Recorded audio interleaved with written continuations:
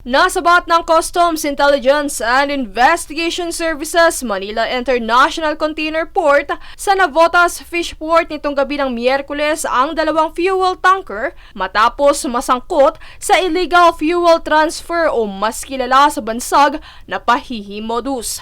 Kaugnay nito ay ini-impound na ng Bureau of Customs ang naturang mga barko na napag-alamang may lulan ng 370,000 litro ng gasolina na nagkakahalaga ng 20 milyong piso. Pagdating ng grupo sa lugar, nasaksihan ng mga ahente ng BOC ang paglilipat ng gasolina sa tabi ng barko o highly dutchable petroleum products na walang tamang fuel markings. Ito ay sa pagtatangkang iwasan ang pagbabayad ng tungkulin at buwis. Dahil dito, nagbigay paalala si BOC Commissioner Bien Rubio para sa mga individual at organisasyon na patuloy na nagsasagawa ng mga illegal na operasyon.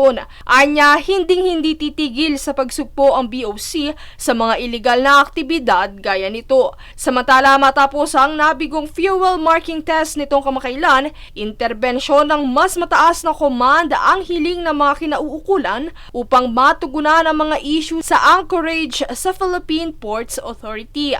Ang kabuuang halaga ng gasolina at dalawang sasakyang pandagat na natagpuan ng ahensya ay umabot sa 715,350,000 pesos. Susunod dito ay sasailalim na sa investigasyon ng Department of Justice ang mga naturang tanker ukol sa iligal na aktibidad. Princess Castro nag-uulat para sa One Media Network.